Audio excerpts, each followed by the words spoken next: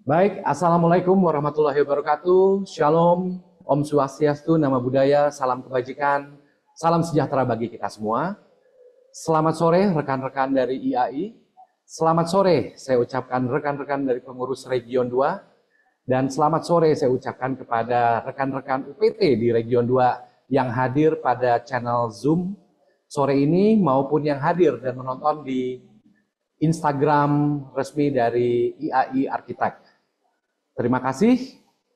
Dan acara sosialisasi EPARM transisi ini tidak mungkin terjadi tanpa dukungan penuh dari Ikatan Arsitek Indonesia Provinsi Jawa Barat atas ruangannya, atas fasilitasnya, atas dukungannya. Kita kasih tepuk tangan buat teman-teman dari IAI Jawa Barat. Thank you, thank you. Nah, dan juga kita mau mengucapkan terima kasih juga kepada sebetulnya Ibu Larasati Wijaya ini, Bu Laras ini yang sebetulnya di acara sosialisasi EPARM transisi seluruhnya nih telah menjadi moderator dalam melayas dengan para koordinator region maupun para ketua di Provinsi IAI seluruh Indonesia. Jadi kita ucapkan terima kasih kepada Ibu Laras yang sudah menjadi moderator sesungguhnya untuk program ini. Jadi hadir di sebelah kiri saya ada Pak Roni, kemudian ada Pak Sugi. Terima kasih Pak. Apa kabarnya? Luar biasa. Boleh dipakai mic-nya aja? Luar biasa. Wah. Semangat. Semangat ya. Selamat datang di Kota Bandung. Ya, terima kasih. Yang hujan di sini Pak. Cool, dingin. Cool, dingin, siap. Dan ada Pak Roni di sini. Nanti juga selama beberapa waktu ke depan ini kita akan mendengarkan mengenai paparan EPARM transisi maupun nanti juga ada beberapa bintang tamu yang akan duduk sini ya Pak Roni ya. Nah, tapi yang jelas tujuan dari acara sosialisasi EPARM ini untuk bisa memberikan informasi terkait dengan progres perkembangan dari program ini. Namun sebelumnya secara resmi saya memohon waktu dan tepatnya kepada Bapak Arsitek Sugiarto untuk bisa memberikan arahan kepada kita serta memberikan dukungan penuh kepada teman-teman yang ada di sini. Monggo silakan. Baik, terima kasih Pak Indra. Luar biasa ini di tengah-tengah suasana yang dingin gini ya, tapi kita semua punya semangat yang luar biasa. Baik, selamat sore. Assalamualaikum warahmatullahi wabarakatuh. Salam sejahtera untuk kita semua. Yang saya hormati tentunya para ketua provinsi di Region 2, ya, ada Provinsi Jawa Tengah, Ketua Provinsi Jawa Tengah, Ketua Provinsi DIY, Ketua Provinsi Jabar, Ketua Provinsi DKJ, Ketua Provinsi Banten, dan Lampung dan Bengkulu. Ya, selamat sore. Kemarin sudah kami sampaikan undangan dan kami berharap teman-teman ketua sudah menyampaikan kepada teman-teman UPT juga di masing-masing provinsi dan juga kami mengundang juga dari komisariat wilayah ya. Dan hari ini kita akan mengikuti acara yang luar biasa. Ini tentu harapannya ini akan bermanfaat buat anggota. Hari ini ada sosialisasi tentang EPARM transisi untuk tahun 2025. Nanti teknisnya akan dijelaskan oleh Pak Roni dan teman-teman. Tetapi harapan kami ketika acara ini disampaikan, sosialisasi disampaikan, teman-teman dari masing-masing provinsi bisa menyebarluaskan kepada anggota yang nanti memenuhi syarat untuk mengikuti EPARM. Dan yang pasti juga harapan kami dari masing-masing UPT provinsi bisa menghandle atau bisa memberikan pelayanan lebih baik untuk proses EPARM dari teman-teman anggota-anggota yang saat ini tentu menunggu-nunggu dan berharap bisa mengikuti ini dan bisa lolos sehingga mereka juga bisa mendapatkan kesempatan bisa selesai dan mendapatkan STRA. Nah, sekali lagi saya berharap peran sertanya dari teman-teman masing-masing provinsi, terutama provinsi-provinsi yang ada anggotanya banyak, kemudian teman-teman provinsi yang di luar Jawa, Lampung dan Bengkulu saya mendorong untuk ini dimanfaatkan sebaik-baiknya supaya acara ini benar-benar bisa memberi manfaat dan dampak buat anggota. Ya, saya pikir itu, saya rasa itu yang perlu saya sampaikan. Lebih jelasnya nanti ngikuti acara dari awal sampai akhir, Pak Roni dan teman-teman akan menyampaikan, dan selanjutnya nanti saya tetap mendorong terus untuk ketua masing-masing provinsi bergerak untuk membantu kepentingan anggotanya. Baik, terima kasih. Saya ucapkan selamat sore, selamat malam. Wassalamualaikum warahmatullahi wabarakatuh. Tuhan memberkati kita semua. Amin, Terima kasih. amin. Terima kasih Pak Sugi yang udah ngasih semangat nih buat kita Pak, dukungannya dengan teman-teman di Region 2 ya. Nah ini ada satu lagi yang kurang, karena memang ini sebetulnya acara program EPRM Transisi ini merupakan inisiatif dari Badan Pendidikan, dari IAI Pengurus Nasional. Saya undang Pak Didit, nah untuk hadir. Nah siap. Pak Sugi, apakah berkenan tetap sebentar di sini Pak? Nah, karena biar lengkap dulu Pak di sesi yang pertama ini. Jadi teman-teman mohon izin, Pak Didit sudah ada, nanti kita sudah dari Badan Pendidikan ya, sudah ada 3 orang di sini. Yang jelas sebelum nanti acara dimulai, mungkin saya sedikit kasih outline aja bahwa di sosialisasi pada sore hari ini ada beberapa hal yang akan nanti dibicarakan. Yang pertama mengenai prinsip sendiri dari program EPRM Transisi ini. Jadi dari seperti apa, terus kapan, terus nanti seterusnya bagaimana nih. Nah, karena melihat ada transisi kalimatnya ya, Pak Didit ya. Nah, ini monggo silakan. Jadi tentunya pasti akan ada informasi-informasi yang akan diberikan. Kemudian yang berikutnya yang kedua adalah nanti akan dijelaskan juga mengenai simulasinya seperti apa, kemudian guideline-nya seperti apa. Nah, untuk teman-teman nanti yang mau bertanya, bisa melalui chat box kolom di Zoom, nanti akan saya bacakan. Kemudian atau mau yang berinteraksi langsung juga tinggal raise hand. Alangkah baiknya, tapi mungkin dapatkan pemaparannya dulu ya lengkap ya. Dan yang jelas nanti untuk bahan paparannya mungkin nanti di akhir-akhir acara kita akan share. Tapi jangan lupa untuk klik link absensi ya. Nah, baik kalau begitu kita mulai kepada isi dagingnya dulu ya Pak Sugi, Pak Didit, Pak Roni. Untuk itu Pak Roni nih sepertinya sudah sangat siap sekali. Monggo Pak. Tes. Oke, selamat sore semuanya. Mudah-mudahan dalam keadaan sehat semua. Syukur Pak Indra, Pak Didit, Pak Sugi. Kita sore hari ini kalau biasanya itu Zoom ya, ini hybrid ya, di Jabar, di Bandung. Posisi kita hari ini dengan sosialisasi EPRM Transisi ini. Mohon izin ada beberapa slide, kira-kira mungkin 10 slide ya. Bisa di-share Mas PI?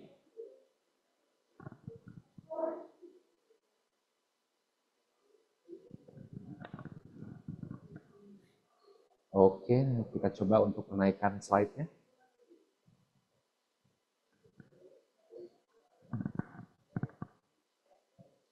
Secara umum kita sebut sebagai EPRM ini adalah kepanjangan atau kependekan dari ekivalensi pendidikan arsitektur dan teknologi magang gitu ya.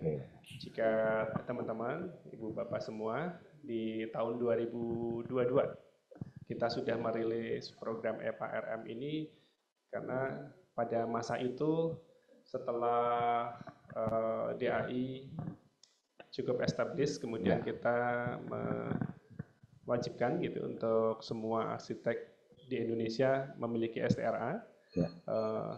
Ada beberapa proses ya, ada rekognisi magang, kemudian ekivalensi pendidikan arsitektur ini kita pakai sebagai proses, sebetulnya itu sudah transisi. Sebetulnya itu udah transisi malah ya? Transisi dari ketersediaan kita di seluruh Indonesia itu untuk pendidikan arsitektur 5 tahun. Oke. Karena esensi daripada proses pendidikan arsitektur yang direkognisi oleh internasional dan juga nasional sekarang ya, Betul. itu adalah pendidikan arsitektur 5 tahun. Jadi artinya ini salah satu dalam rangkaian menuju agar kesetaraan arsitek Indonesia dengan arsitek-arsitek di luar ya Pak ya. Wah, internasional tuh. Malah Pak Didi udah sampai segitu. Nah, dan posisi yang seperti itu kita memahami pada masa-masa itu ya, masih ada di seluruh daerah di Indonesia ini kan kita masih ada gap ya dari jumlah ketersediaan pendidikan arsitektur 5 tahun, sehingga memang kita mengeluarkan kebijakan untuk EPARM, ekivalensi pendidikan arsitektur dan rekognisi magang ini kita gunakan mungkin untuk sebagai jembatan menuju nanti yang kita proses pendidikan arsitektur 5 tahun plus magang 2 tahun.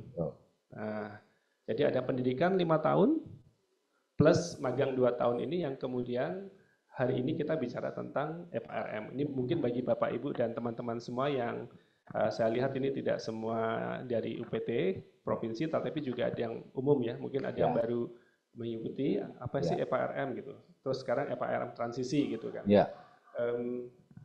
Materi terkait dengan FRM sendiri sudah pernah dirilis oleh PN, saya lupa 2023 kalau tidak salah, atau 2024, nanti tinggal klik di YouTube-nya IAI, channelnya IAI, kemudian kata kuncinya EPARM. Nah, nanti muncul tuh Pak. Jadi informasi mengenai EPARM juga udah banyak kita ya. Betul. Siap. Nah, sekarang kita bicara transisi nih. Kalau EPARM transisi, karena nanti kita transisi menuju magang sebetulnya. Atau menuju proses yang kita sebut tadi, proses yang benar-benar pendidikan arsitektur 5 tahun ada di kampus, kemudian nanti magang yang ada di IAI. FRM sendiri kita bicara terkait dengan, transisi ini adalah alur untuk... Bisa dibuat full screen kali ya Pak? Ya, betul. Nah, coba full screen. Nah, kelihatan. Ini mungkin yang di layar buat teman-teman yang ngikutin dari Instagram ya mungkin sedikit agak kelihatan ya. Tapi kalau untuk teman-teman yang di Zoom khusus full screen gitu ya. Mungkin kalau buat teman-teman yang di Instagram apabila nanti ada yang mau bertanya mungkin bisa komen, nanti bisa ikut dibacakan juga ya. Takut yang lagi sambil nyupir lagi apa Pak. Kadang-kadang kalau udah sore begini ya Pak ya. Lagi sambil di jalan. Sengaja kita buka juga di Instagram, mungkin buat yang supaya di handphone nggak terlalu berat kali ya, silahkan bisa diikuti. Belum tampak itunya? Udah muncul nih. Udah muncul. Oke, siapa saja yang bisa nih, yang mengikuti FARM ini? Ini teman-teman yang untuk lulusan S1 Arsitektur, Pak Indra, lulusan tahun 2024 sebelum 2024. Jadi 2024, 2023, 2022 dan seterusnya gitu ya. Jadi program ini pun menyediakan 2 jalur gitu ya. Yang satu FARM, berarti dia mengekivalensikan pendidikan arsitektur 5 tahunnya plus 2 tahun magang. Jadi FARM namanya. Jadi lengkap nih. Nanti kita lihat di tabelnya Pak Indra, bagaimana simulasinya yang ikut FRM, sama satu lagi yang namanya alur RM gitu ya. Karena mungkin ada saja yang sudah mengikuti pendidikan arsitektur 5 tahun sebetulnya hari ini gitu ya. Oke. Sudah 5 tahun, lalu gimana Pak? Oh berarti saya tidak perlu ikut ekivalensi pendidikan arsitekturnya, karena artinya saya sudah memenuhi kewajiban yang pendidikan arsitektur 5 tahun. Tinggal yang rekognisi magangnya, karena saya udah kerja gitu misalnya. Ternyata kerjanya udah lebih dari 2 tahun. Gitu. Kalau kita lihat selanjutnya, dokumen nih, dokumen-dokumen yang diperlukan untuk diunggah ya. Nanti teman-teman, Ibu Bapak dari UPT, saya kira sudah terbiasa ya untuk masuk daftarnya di portal DAI yang mesti disiapkan untuk FARM ini. Basically itu adalah portofolio. Nah, portofolionya adalah portofolio pekerjaan perancangan. Jadi pekerjaan perancangan arsitektur dan yang harus disubmit, Pak ini saya mesti submit, saya udah pengalaman 5 tahun, 6 tahun, 7 tahun, 8 tahun, proyeknya ada 50 gitu ya. Apa 50-50-nya gitu sebetulnya yang kita minta sederhana. Hanya 3 proyek gedung atau bangunan gitu ya. Dan 1 dari 3 tersebut adalah proyek yang terbangun. Jadi tadi buat yang 50 bisa 3 saja. 3 saja. Tapi buat yang masih teman-teman yang masih sedikit mungkin ya, proyeknya belum banyak, asal 1 aja dari 3 yang terbangun. Sedangkan desainnya ada 3 ya Pak ya? Ya. Baik. Kita Yang pertama tuh ya Pak. Biasanya kan submit project, ada yang memang proyeknya lengkap tuh sampai pengawasan berkala, ada yang memang hanya mensubmit kepada owner, kemudian kita nggak tahu nih, dibangunnya kapan Pak gitu ya. Oh masih tahun depan karena anggarannya belum keluar, tapi proyek udah selesai, proyek perencanaan kita. Oh ya. Nah, tidak semua kita mungkin bisa mengikuti sampai terbangun sampai selesai gitu kan. Proses pembangunan juga biasanya mengikuti ritme daripada owner, kemudian kontraktor gitu ya. Nah, kemudian dilanjutkan dengan total luas bangunan. Luas bangunan minimum 200 meter persegi. Dan minimum 2 lantai. Jadi artinya ini adalah mandatory minimum yang kita miliki. Pak, saya punya bangunan 1000 meter, silakan. Ya. Saya punya bangunan 600, silakan gitu ya. Dan ini luas bangunan minimum 200 meter ya Pak ya. Jadi ditotalkan jumlahnya 200 meter minimum 2 lantai. Betul. Dan tidak ada tipologi spesifik ya, Pak, rumah tinggal boleh misalnya. Tapi kan tadi yang penting adalah gedung atau bangunan gitu ya. Baik. Jadi kalau misalnya kawasan tuh, berarti mungkin kompetensinya bukan arsitek tapi rancang kota gitu misalnya. Jadi ini kadang-kadang ada juga ya yang, Pak ini saya udah lama proyek 10 tahun gitu ya, tapi pengawasan gitu ya. Nah, hati-hati. Nah, itu gimana tuh Pak? Karena ini ada banyak yang kemudian juga portofolionya itu bercampur-campur. Kadang-kadang kita bekerja di kawasan, kerjakan RTBL, ngerjakan apa. Nah, nanti pas tanya jawab deh. Baik. Karena kemarin juga kalau nggak salah di pas sesinya Pak Didit ya, ada yang gimana kalau dia tuh drafter gitu kan dulunya ya. Oke, kita kumpulin ya. Betul, kita kumpulin dulu. Tapi intinya mandatori nomor 1, siapin 3 proyek gedung atau bangunan. Oke. Dari 3, 1 terbangun. Ya.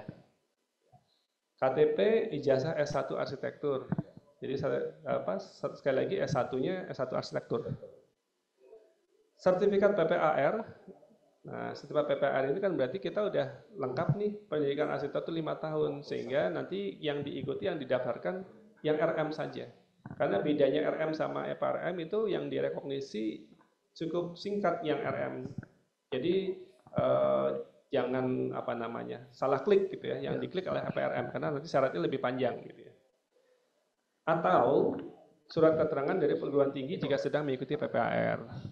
Nah itu yang belum lulus nih misalnya, boleh nggak Pak? Boleh, kan sedang menempuh gitu ya, sudah mendaftar, sudah sedang mengikuti ya. Yang penting dia sedang mengikuti di PPAR di perguruan tinggi di Indonesia ya Pak. Jadi kalau di Indonesia ya? Di PPAR ini adanya di Indonesia nih. Siap. Yang kelima, sederhana, rekomendasi dari anggota aktif IAI yang telah memiliki STRA. Sudah mengikuti penataran kode etik arsitek yang dilakukan IAI, atau di mata kuliah kode etik yang diselenggarakan oleh PPAR. Jadi hari ini tuh kita PPAR di Indonesia itu ada 21, dan kita semua itu mandatorinya ada mata kuliah yang berisi kajian kode etik dan kaidah tata laku arsitek. Sehingga teman-teman baik yang sedang menempuh atau sudah, kalau sudah berarti dia sudah pegang sertifikat. Tetapi yang sedang, nah dia akan mengikuti mata kuliah tersebut di PPAR itu. Dibuktikan dengan sertifikat kepesertaan kode etik atau surat keterangan dari pengurus provinsi jika sertifikat penataran kode etik IAI sedang berproses. Kadang-kadang itu misalnya ini Pak Didit di Unpar ya, PPAR itu kan by proses sudah ada mata kuliahnya tapi sertifikatnya belum keluar, nanti di akhir semester biasanya. Atau ada beberapa kampus yang bukan di akhir semester tapi di akhir saat kelulusan. Sepertinya sudah ikut mata kuliahnya tapi dibelikannya nanti. Nah itu nanti dari provinsi sebagai yang bekerja sama dengan PPAR itu mengeluarkan surat keterangan saja sudah cukup. Oh baik. Jadi ada yang memang di kita tuh bukan ditahan sebetulnya tapi diberikannya pada saat kelulusan supaya nanti sekalian pelantikan anggota gitu ya, PPAR itu. Kemudian tadi melampirkan nilai studi mata kuliah kode etik pada bagian dashboard pemohon diunggah pada bagian dokumen lainnya. Nah, mungkin kita langsung aja ke dashboardnya ini, Mas Bi. Jadi untuk alamat tertampang di layar gitu ya. URL portal DAI-nya Dewan Arsitek ID/dashboard member. Nanti diklik untuk proses pengajuan EPARM. Kemudian untuk prinsip selanjutnya, saya kira program EPARM diakses melalui sistem portal yang sama dengan pengajuan permohonan STRA di bawah pengelolaan Dewan Arsitek Indonesia. Nah, sekarang untuk tahun kelulusan nih. Program EPARM dapat diikuti oleh sarjana arsitektur yang lulus pada tahun 2019 dan sebelumnya, kemudian terus 2020, 21, 22, 23 sampai 24. Oke. Di mana telah melakukan registrasi dan pelunasan biaya melalui sistem portal DAI selambatnya 23 Desember. Tolong dicatat tanggalnya karena selewat tanggal ini kadang-kadang kita mikirnya udah lewat 2025 Pak, tapi 24 Desember. Jadi ini kan tidak pas akhir tahun ya, tapi 23 Desember 2025. Pak masih 2025 katanya sampai akhir 2025. Betul, akhirnya itu 23 Desember. Nah, biaya administrasi untuk program EPARM ini adalah anggota IAI 500.000 dan non IAI 750.000.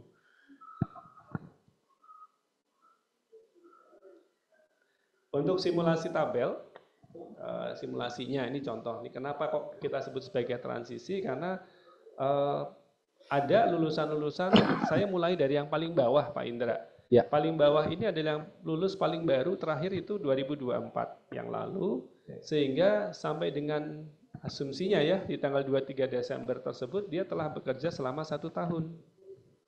Nah, Pak, saya pada saat memasukkan ini, tanggal 20 Desember misalnya, itu saya sudah mendaftar di PPAR. Saya sudah masuk di PPAR kampus mana gitu ya. Maka dia sebaiknya ikut RM, karena artinya yang harus dilengkapi itu tinggal kerja selama ikut PPAR plus kerja 1 tahun. Ya. Kemudian dimasukkan berkas-berkasnya, dimasukkan portofolionya, nanti estimasi ujian arsiteknya ada di 2027. Oh, jadi baru bisa ujiannya nanti di 2027. Betul. Tapi pendaftarannya tetap untuk maksimal angkatan 2000 yang lulusan 2024 23. Malah sebetulnya kayaknya gini, mencegah terjadinya sistem failure Pak, tanggal 23 ya. Kadang-kadang kan kita suka mepet-mepet aja ya Pak ya. Baiknya usahakan sebelum tanggal 23 deh. Jauh-jauh hari. Ya. Daftar dulu, nanti tinggal ikuti, udah tenang nanti tinggal ikuti kuota ujiannya tahun berikutnya, gitu ya Pak ya? Betul. Siap. Jadi kenapa yang 2024 itu saya mulai dulu dari situ, karena ini yang paling mepet nih. Karena mepet asumsinya lulus 2024, berarti kan pengalamannya 1 tahun yang mesti dipenuhin gitu ya. Tapi kalau 2023, 22, 21, 20, pasti pengalamannya lebih panjang. Lebih panjang. Nah itu mestinya jangan 23 Desember. Mungkin sekarang pun sudah bisa masuk gitu. Jadi mungkin buat teman-teman di UPT ya, mungkin dilihat lagi anggota-anggota mudanya ya, yang 2024 gitu ya, untuk ditelepon, datang ke sekretariatan masing-masing ya. Betul. Karena ini terutama 2024 nih teman-teman yang 2024 ya, langka sekali. Terutama juga teman-teman yang sekarang sedang mengikuti PPAR nih. Kita mengharapkan teman-teman yang sedang mengikuti PPAR bisa mencermati yang ini gitu. Jangan sampai nanti sudah lulus baru, wah tahu begitu saya waktu itu ya kan. Jadi teman-teman di UPT Provinsi Region 2 Pak Sugi ini paling banyak nih PPAR-nya ini. Paling banyak. Jadi saya kira mungkin malah bisa dititipkan ke teman-teman provinsi untuk mengingatkan kepada pengelola PPAR. Ini kan kita punya kerjasama Pak dengan PPAR nih. Sehingga diingatkan itu mahasiswanya boleh loh ikut RM gitu. Ya, ini hukum di dalam undangan ini kan juga ada kaprodi PPAR ya. Harapannya ini dari sekian banyak itu ada yang hadir, dan kalau pas ada kaprodinya kan nanti bisa segera disampaikan ke mahasiswanya ya. Gitu. Nah, kalau di tabel itu ada dua apa itu namanya row gitu ya. Dua alur, yang satu RM, yang satu FRM. Pak, saya nggak ikut PPAR gitu ya. Saya udah langsung kerja gitu ya. Gimana gitu? Oh, boleh. Kita teman-teman kemudian mesti FARM ya. FARM itu di lulusan 2024 kan dia udah pengalaman 1 tahun. Berarti kan dia mesti mengenapi FARM itu 6 tahun. Jadi harus ditambah lagi kerja 5 tahun. Nah, kerja 5 tahunnya kapan? Kerja 5 tahunnya ya kita tunggu dari 2026, 27, 28, 29 sampai 2030. Oh, begitu. Jadi ini istilahnya seperti kredit gitu ya. Kredit kita sekarang masuk dulu, kemudian nanti setiap tahun mesti mengupdate ya. Portofolionya, kemudian nanti sampai di tahun 2030. Tapi bisa ya berarti ya untuk pendaftaran duluan Bisa. ya. Dan harus Pak, kalau misalnya nanti tidak mendaftar di jalur ini, berarti nggak akan lewat ya. Jadi artinya ini buat yang belum tadi dalam klasifikasi ini, mereka bisa lengkapi dulu, kemudian cicil. Wah, kayak pay later ini. Iya. Kalau nggak ngikuti ini berarti kan nanti ikut program yang normal kan? Ya, yang kita sebut sebagai pendidikan arsitektur 5 tahun plus magang 2 tahun. Itu jalur. Betul. Kenapa disebut transisi kan Pak? Betul. Karena transisi menuju yang itu. Iya, baik. Yang reguler. Nah, selanjutnya bagaimana dengan simulasi yang 2023 dan seterusnya sampai 2019 gitu misalnya. Yang paling kelihatan adalah di 2019 nih. Kalau kita hitung ini lulus 2019, dia sudah kerja harusnya ya sampai dengan 2025 itu udah 6 tahun begitu ya. Kalau 6 tahun ya udah silakan aja langsung masuk sekarang, hari ini didaftar begitu ya. Kemudian estimasi ujian arsitek nanti di 2026. Oke. Jadi nggak usah nunggu 23 Desember Pak. Sore ini dicek gitu ya, wah portofolionya udah lengkap nih, udah 6 tahun begitu. Ya. Ini kesempatan langka juga loh. Nah benar Pak. Ini tinggal tapi kadang-kadang orang kalau udah dengar portofolio masuk ke sistem, itu suka deg-degan. Saya aja masih suka gitu Pak. Ini salah nggak ya? Salah nggak ya caranya ya? Nah nggak usah takut. Gitu perlu ya. dicoba. Perlu dicoba karena yang namanya sistem nggak galak. Paling kalau nanti perlu revisi, kita revisi. Dan ada teman-teman UPT ya Pak ya, sama teman-teman IAI dari provinsi-provinsi itu sudah siap untuk menjadi support gitu ya. Enggak Pak Roni, silakan. Selanjutnya ini dasar kita melaksanakan FRM transisi ini adalah KPN kita nomor 8 KPN IAI strip 7 strip 2025. Di sini adalah tadi kalau dilihat kembali tabel-tabelnya kita mengikuti urutan yang ada di KPN. Nanti mohon dicermati saja terkait dengan KPN ini sebagai dasar regulasi kita. Nah, tadi seperti yang Pak Indra sampaikan bahwa basicnya FARM itu sederhana sebetulnya. Jadi tidak rumit, yaitu bagaimana kita membuktikan bahwa kita sudah bekerja selama 6 tahun di dalam proyek perancangan arsitektur. Sehingga portofolionya harus kita penuhi, yang prinsipnya juga sederhana. Apa, siapa, kapan. Yang disebut apa, siapa, kapan itu gini, apa itu ngerjain apa sih? Gitu. Oke. Terus yang ngerjain siapa? Kapan itu dikerjakan? Gitu. Lebih mudah ya Pak ya jadi mengingatnya ya? Iya, apa? Alurnya seperti itu aja ya? Siapa, kapan. Kalau cuman apa aja, nah portofolionya kan kita di komite FARM nggak bisa tahu ini. Oh ini bangunan rumah tinggal gitu. Siapa yang ngerjain gitu ya? Nggak ada keterangannya. Kapan dikerjakannya? Nggak tahu, apalagi. Udah pasti itu tidak terjawab. Jadi yang disebut portofolio itu sebetulnya sederhana. Gitu. Nah, teman-teman yang kuliah di arsitektur mestinya mandatori tahulah portofolio itu kan apa, siapa, kapan. Jadi itu semacam bukti bahwa kita mengerjakan sesuatu, kita ya, waktu itu siapanya kita mengerjakan sesuatu di waktu tertentu gitu. Di range tersebut. Apa, siapa, kapan. Siap. Nah, dijelaskannya di mana Pak? Paling gampang kelihatan di KOP sih. Di KOP gambar. Karena di KOP gambar itu ada tertulis nama studionya atau perusahaannya, nama bangunan dan lokasi gitu ya, nama identitas gambar dan jangan lupa tanggal. tanggalnya atau tahunnya begitu ya. Jadi kan minimal terbaca. Kadang kita melihat portofolio tuh nggak ada ininya Pak, nggak ada kopnya gitu ya. Ya. Jadi apa ya, gambar gundul gitu ya. Gundul karena nggak ada keterangannya apa-apa. Nah prinsip itu mesti dilengkapi gitu ya. Jadi kadang-kadang Pak saya udah capek-capek ngerjain ini tapi nggak ada itunya. Nah kitanya yang sebagai validator, verifikator itu mencermati kadang-kadang jadi lama karena harus dibalikin. Tolong jelaskan ini gambar apa, Baik. siapa yang mengerjakan dan kapan gitu. Nah, ada kop yang ditaruh di bawah, ada kop yang ditaruh di samping. Sebenarnya kita tidak terlalu saklek ya. Yang penting ada keterangan 3 tadi. Nah, 3 itu saja Pak.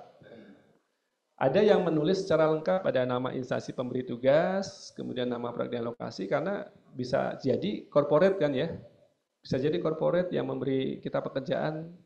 Tapi kadang-kadang ada juga bukan corporate, mungkin developer atau bahkan pekerjaan-pekerjaan yang berbasis kepada masyarakat gitu ya. Itu semua tetap harus ada apa, siapa, kapan. Sehingga saya kira mungkin setahu saya ya di PPR itu sangat dijelaskan bahwa identitas penting sekali di dalam sebuah gambar gitu ya. Karena disitulah kita dikenal gitu. Kalau seorang penulis dikenal dari bukunya Pak, seorang arsitek dikenal dari portofolionya. baik. Nama proyek, lokasi, nama perusahaan biro, studio, nama penanggung jawab perusahaan, nama penanggung jawab tenaga ahli arsitektur, dan lain-lain. Nah, ini nih. Pak, siapa yang mengerjakan? Tadi kan ditanya. Saya di situ, Pak, tapi saya kan bukan arsitek. Saya bantuin Pak Indra di situ. Nah, betul tuh. Suka ragu-ragu kita di situ. Gimana tuh, Pak? Nah, ini kan ada di sini di kop idealnya, Pak. Idealnya kita sebagai arsitek ya. Kita menyebutkan tim arsitek. Kita siapa saja, nggak mungkin ya arsitek kerja Ya, sendiri kan. betul. Artinya pasti kita akan melibatkan teman-teman ini ya. Selama ini kan teman-teman bekerja pasti ada mentornya atau ada orang yang kemudian menghold project itu. Nah, kadang-kadang itu dituliskan di dalam kop. Sebetulnya bisa juga dituliskan dalam surat keterangan. Di dalam surat keterangan itu misalnya Pak Indra sebagai pemilik biro menunjuk saya gitu ya sebagai tim arsitekturnya. Proyeknya dijelaskan di situ. Kadang-kadang surat keterangan cuma ditulis begini, saya Indra menunjuk Roni untuk di perusahaan ini selama 1 tahun gitu. Tapi nggak dijelaskan ini 1 tahun ngerjain project apa, yang mana gitu. nih? Untuk project Ya, mana. betul. Sekali lagi apa, siapa, kapan. Kapan? Betul. Maksudnya apa itu kan, ini si Roni suruh ngerjain apa. Gitu. Iya, betul. Betul. Dia cuma menulis siapanya sama Ya. kapan, apanya tidak gitu. Ya. Jadi artinya walaupun dia bukan menjadi arsiteknya, menjadi bagian dari arsitek Betul. dalam proyek itu, it's okay Pak ya. Betul. Selama itu bisa divalidasi mengenai 3 pertanyaan tadi. Ya, Surat. keterlibatannya sebagai apa gitu. Betul. Kadang-kadang kan. Junior arsitek atau mungkin bisa desainer gitu ya.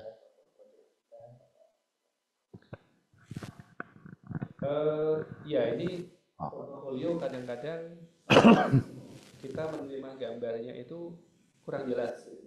Yang kurang jelas itu entah kabur kualitas apa namanya itu PDF-nya ya karena saking besarnya dikonversi gitu ya. Ya mungkin saya nggak bisa cerita banyak, tapi teman-teman pasti tahu lah gitu. Kadang-kadang kita dikasih batasan pokoknya sekian kilobyte sekian mega gitu ya. Ya itu tekniknya nanti adalah bisa dicari ya. Di YouTube siap. juga banyak lah. Tapi prinsipnya jangan sampai pecah. Kalau pecah kita juga nggak bisa kelihatan gitu ya. So lanjut Pak Mas Pi. Yang penting terbaca ya tadi apa siapa kapannya sekali lagi dan apa di garis-garis itu terbaca bahwa ini adalah denah tampak potongan. Yang diminta denah tampak potongan. Denah tampak potongan dan gambarnya jelas dong. Dan gitu gambarnya ya. jelas. Siap. Betul, ada layout plan, ada set plan. Atau block plan. Oh biasanya apa Pak tadi? Set plan atau block plan itu biasanya Block plan. ya harus ada. Itu juga untuk membantu Pak. Ini apanya itu kan kadang-kadang gambarnya ini di mana gitu ya. Ya, tiba-tiba ada gambar denah gitu. Denahnya duduk di mana? Gitu kan enggak. Nah, ini harus ada set plan-nya. Lalu ada gambar terbangunnya gitu ya, karena ini ada proses.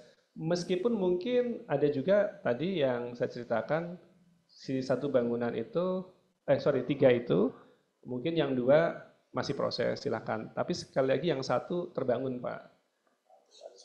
Kadang-kadang yang di submit itu 3D-nya gitu. Kalau 3D kan belum terbangun, Oh, iya. perspektif gitu ya. Ya. Nah, itu belum terbangun. Foto ya, dokumentasi berarti Dokumentasi. ya? Siap. Syukur-syukur kalau paling lengkap lagi itu memang dokumentasi itu ada bahkan serah terima proyek, jadi proses serah terima gitu ya. Untuk lebih memvalidasi ya? Validasi. Ya. Jadi intinya sih sevalid mungkin gitu ya, bahwa pekerjaan itu seinformatif mungkin. Betul. Kalau kita sendiri membaca nggak ngerti, berarti masih kurang Pak. Kadang-kadang begitu ya Pak ya? Betul. Kan paling mudah melakukannya kalau kita masuk ke alam pikir orang lain ya. Ini kalau saya jadi orang lain ngerti nggak ya? Ya kan dokumen yang saya kirim. Betul ya Pak ya? Betul. Oh saya nggak ngerti sama dokumen yang saya kirim sendiri ya. Gitu ya. Siap. Mungkin baiknya kalau yang bacain temennya gitu ya. Ah. Temennya bisa lihat. Kadang-kadang kita merasa kita paham Ya. betul gitu ya. Kenapa sih kok nggak paham sih gitu ya. Karena memang kita kan memang tidak paham. Kita hanya melihat layar gitu dan yang muncul kok hanya gambar perspektif. Cuma dikasih 3 dimensinya aja gitu. Ini apa nih gitu. Jadi sekali lagi prinsip apanya tidak terpenuhi gitu. Siap. Jadi jangan lupa tadi minimal dengan yang satu terbangun itu disertai foto dokumentasinya ya Pak ya? Betul.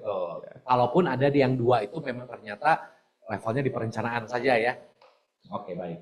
Nah, ini tips Pak, karena di kolom atau file unggahan itu sebetulnya bisa mengupload banyak gitu ya. Banyak juga yang mengupload itu satu-satu Pak. Denah satu file, tampak satu file, potongan satu file. Terus itu komite FRM kalau ngeklik ya Pak, itu ngeklik bisa 30. Oh 30 ya. dan itu lama dan merepotkan gitu ya. Karena proses itu tolong dibantu teman-teman, terutama juga OPT. Sebetulnya kan PDF itu bisa digabungkan 10 gambar dalam satu file gitu ya. Dikompres gitu ya.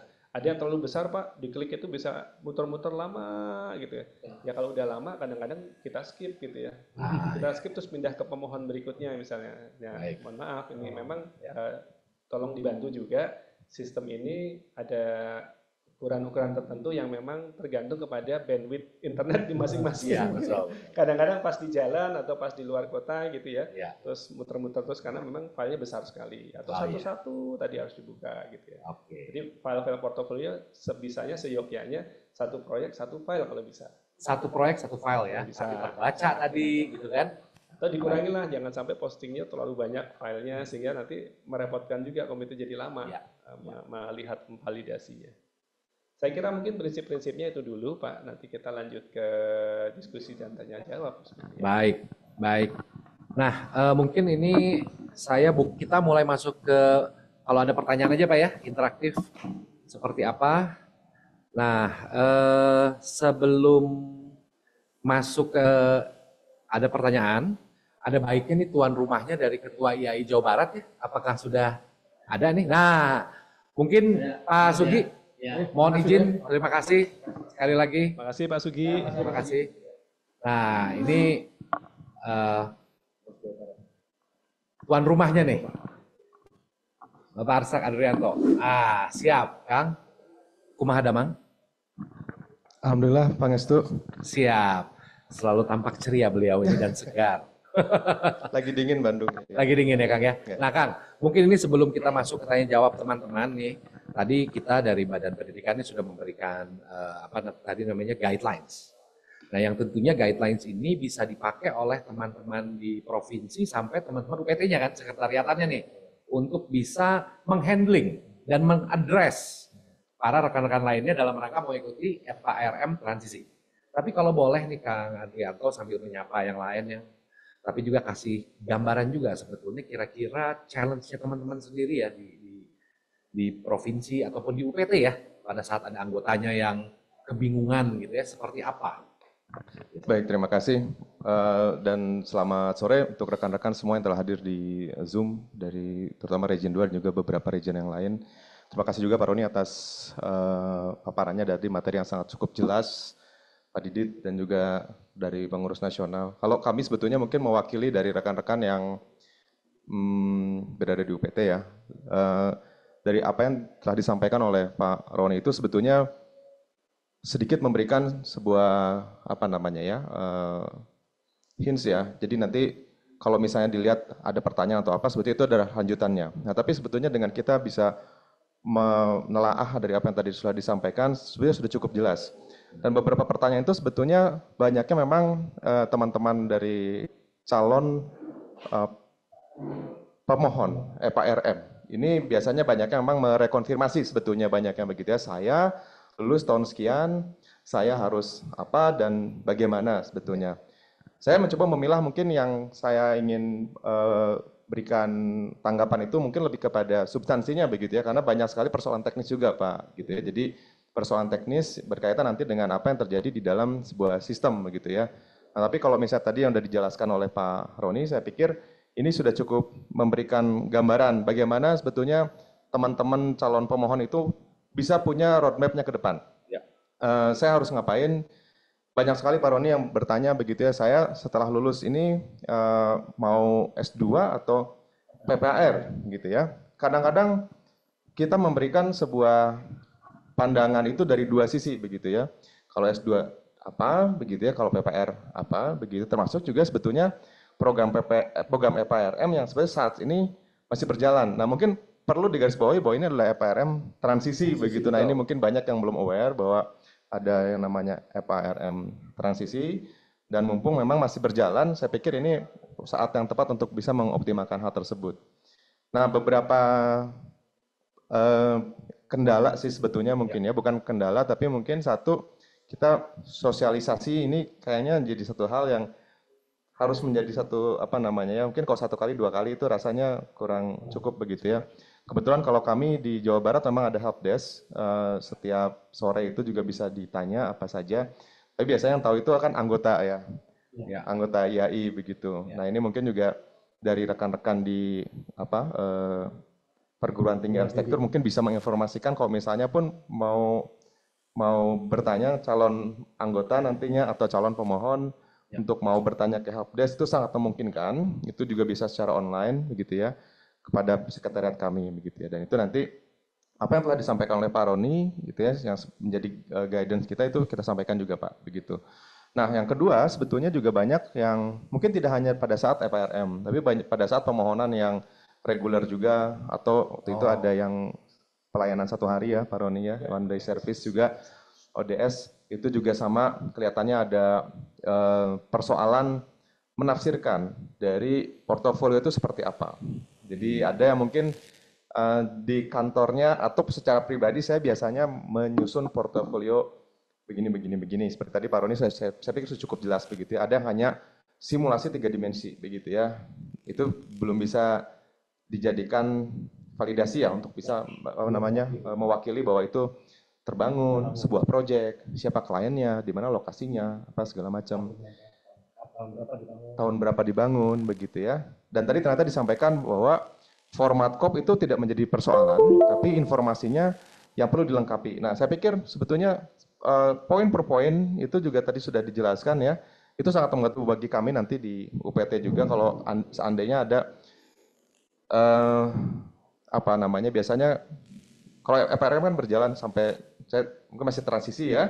Terus kemudian reguler, misalnya nanti ada ODS lagi. Nah, guidance ini tuh bisa kita sampaikan dan itu sangat mudah dibaca. Jadi tadi saya juga mencoba menyimak begitu dari apa yang sudah disampaikan Pak Roni. Saya pikir itu akan sangat membantu bagi kita begitu, Kang. Jadi memang banyak sekali mungkin gap ya. Dan mungkin satu hal sebetulnya bukan kendala begitu. Ini juga sama challenge kami di provinsi itu untuk bisa menginformasikan apa sih sebetulnya program EPRM dan siapa sih yang bisa melakukan program EPRM itu sebelum nanti kehabisan waktunya begitu ya. Nah itu gitu. Jadi jangan sampai nanti betul tadi ada yang mensimulasikan.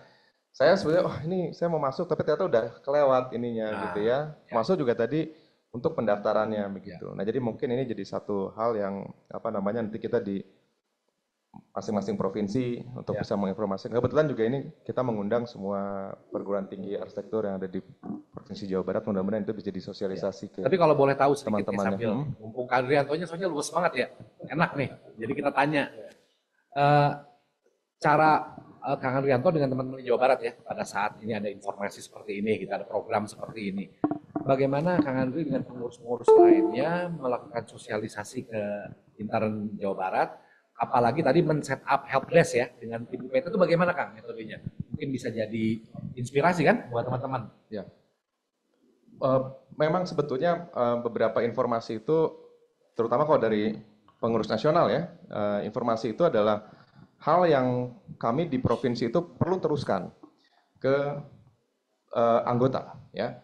Nah tapi kalau ini kan anggota plus ya sebetulnya, calon anggota juga ada gitu ya, yang mungkin nanti ingin berminat dimanapun dia nanti masuk, tetap dia sebagai anggota IAI dimanapun itu ya, tapi nanti mungkin terafiliasinya saya ingin masuk di sekretariat mana atau di provinsi mana dan lain-lain begitu ya. Nah itu kami godok begitu ya, dan kemudian memang kalau misalnya informasinya sudah cukup seperti ini jelas, itu memang kita sampaikan kita punya namanya sistem informasi arsitektur atau SINFAR gitu ya, ada di WA Group, ada di website dan di Instagram gitu ya. Jadi itu kita informasikan. Nah kalau yang helpdesk itu memang ketika kita mulai muncul adanya permohonan SRA DAI pada saat itu, kami mencoba untuk bisa punya sebuah ruang dialog begitu ya antara anggota dengan kami di pengurus. Kebetulan juga kita punya tim sekretariat yang cukup dedicated ya dan juga solid di sini. Setiap jam 3 sampai jam 5 itu kita membuka Zoom. Apapun kita buka aja Zoom-nya. Jam 3 sore apa jam 3 Ya, sore? ya. Oke. Kita buka Zoom, kita buka aja di situ. Nanti misalnya, dan kita informasikan di WA Group begitu ya, kalau misalnya ada yang mau nanya. Biasanya memang saat ini tentang SRA. Tapi kalau misalnya nanya tentang ada SKK, lisensi, apa segala macam begitu ya, karena semuanya juga memang pengelolaannya ada di kita, kerjasama dengan ada di Sperkim, ada DPM PTSP, itu semua bisa ditanya di situ Kang begitu ya. Jadi memang kita memang harusnya bisa memberikan informasi itu secara langsung kepada anggota-anggota kita, tapi kita punya keterbatasan. Nah, kebetulan punya media, nah media ini kita manfaatkan media dialog jam 3 sampai jam 5 sore itu. Gitu. Setiap hari. Ya setiap hari kerja. Oke. Ya. Sampai Jumat ya. Nah, sehubungan tadi udah bicara helpdesk dan lain-lain. Terus cara pengurus mensosialisasikan ya secara regularly ya tadi kalau saya lihat ya setiap jam 3 sampai jam 5 sore. Nah, ini kan terkait dengan program seperti FRM ini ya, Pak Roni ya, ini kan sebetulnya ada yang memang secara ini di IAI, ada juga yang di DAI nih, sistem dan lain-lain. Nah, tentunya terkadang kalau kita bicara sistem kadang-kadang adalah troubleshooting dan lain-lain. Nah, kalau dari pengalaman Kang Rianto dengan tim UPT-nya nih, pada saat tadi kan mengumpulkan portofolio dan lain-lain, kemudian ada obstacle di situ. Nah, gimana Kang Andrianto menyiapkan teman-teman UPT untuk bisa membantu handling? Ya, kita kawal sampai bisa submit. Jadi bukan dikawal sampai terbit ya. Kalau terbit kan itu nanti dari teman-temannya sendiri ya, pemohon kesiapannya. Tapi kalau misalnya kita mengingatkan apa-apa kurangnya di mana, misalnya nanti ketidaksesuaian portofolionya kita kawal, dan banyak sekali teman-teman sebetulnya yang kalau online mungkin bingung, pusing gitu. Salah lagi nanti, lagi. Ya, tadi apa? Foto project gitu ya, fotonya di project gitu. Foto project, fotonya di project. Nah, itu banyak yang datang ke sini. Makanya awalnya tuh kita bikin sekretariat itu sebetulnya seperti meja rapat begitu ya, untuk kayak hot desk seperti ini sebetulnya. Kita ubah jadi kayak ruang asistensi sekarang. Oke. Jadi ruang asistensi ada beberapa komputer, biasanya 2 setiap harinya. Kalau misalnya ada yang tadi juga sebenarnya mungkin teman-teman lihat ya, ada beberapa yang hadir datang untuk bertanya-tanya. Sebetulnya itu adalah proses untuk misalnya ada kebingungan, sama seperti misalnya kok saya nggak bisa muncul ya si laman portalnya. Ternyata kendalanya ada di browsernya. Nah itu sederhana itu misalnya, cache-nya udah penuh, kemudian dibantu untuk dibersihkan. Ternyata lancar lagi misalnya. Oh iya. Nah, hal-hal semacam itu termasuk juga sampai nanti kurangnya di mana, apanya di mana, begitu ya. Kalau kami di kebetulan teman-teman sekretariat itu suka ngejar-ngejar ya bahasanya gitu ya. Ayo Pak, ini sayang udah dikit lagi apa segala macam. Termasuk juga yang kemarin ODS begitu ya, yang one day service itu juga sama gitu. Ada yang datang tapi misalnya lupa atau tidak terinfokan ternyata harus bawa portofolio begitu ya, kita bantu begitu ya. Bisa nggak dikirim email dari lokasinya padahal sebenarnya di luar Bandung begitu ya, di email ada kekurangannya kita pandu misalnya tadi. Ada tuh yang datang tapi lupa nggak bawa portofolio. Ada. Nanti juga misalnya untuk seperti dicek lagi sama kita nanti. Oh kurang PT-nya apa misalnya karena harus ada nama PT perencananya apa misalnya. Jadi tapi artinya di-assist sampai demikian ya? Di-assist semampu kita sampai bisa submit. Karena ini merupakan satu optimalisasi ya program seperti ini ya. Ya kita memudahkan saja karena memang biasanya kendalanya juga mungkin ada di informasinya begitu. Jadi kalau misalnya kita apa yang kurang kita coba kejar, tapi dikembalikan lagi kepada pemohon. Ya. Biasanya ada juga yang dikasih list kekurangannya apa saja, terus sudah menyerah begitu ya. Nah itu yang sayang sebetulnya. Ya. Padahal sebenarnya bisa dibantu. Kalau datang sini, kalau kita misalnya dilihat sudah punya apa, misalnya proyeknya ada apanya, misalnya catnya buka deh, catnya buka gitu ya. Udah ada dana tanpa potongan, tapi belum ada kopnya, ayo kita bikin kopnya nih gitu ya. Kita apa segala macam misalnya gitu. Karena mungkin standar penggambaran dari masing-masing biro ataupun perseorangan itu saat ini memang perlu ada standar lah ya, bukan penyeragaman tapi standarnya apa sih yang mungkin lengkap begitu ya. Tadi portofolio yang disampaikan Pak Roni saya pikir itu sudah sangat-sangat memberikan informasi yang cukup jelas ya, minimal syarat minimal apa yang perlu dipenuhi begitu. Nah itu Kang, jadi kita coba supaya jangan kalau ada kekurangan itu kita lihat, tapi kita bukannya agen yang semua bisa enggak, kalau misalnya memang tidak lengkap, tidak kompeten ya memang kita tidak bisa bantu, ada gitu. Siap. Kang Diri, ini sebelum saya mau membacakan ada beberapa pertanyaan. Kang Andrianto masih ada waktu ya? Masih ya? Ya. Takut ada pertanyaan yang sebetul oleh praktisi bisa dijawab. Nah, praktisi yang ada di provinsi ya. Ya, saya mungkin sedikit menambahkan soal dokumen portfolio ya. Mungkin juga banyak pertanyaan. Pak, tadi ya mungkin sudah dibahas juga oleh Pak Roni. Saya di situ posisinya misalnya sebagai junior arsitek atau sebagai drafter gitu ya.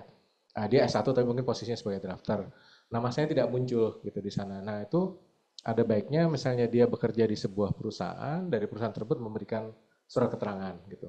Tapi yang paling bagus adalah nama dia tercantum di situ gitu. Nah kalau di proyek pemerintah mungkin bisa cukup banyak ya. Di situ ada tim leader, ada project arsitek, ada arsitek gitu. Nah mungkin nama dia bisa muncul di situ tuh, kalau udah itu lebih bagus gitu.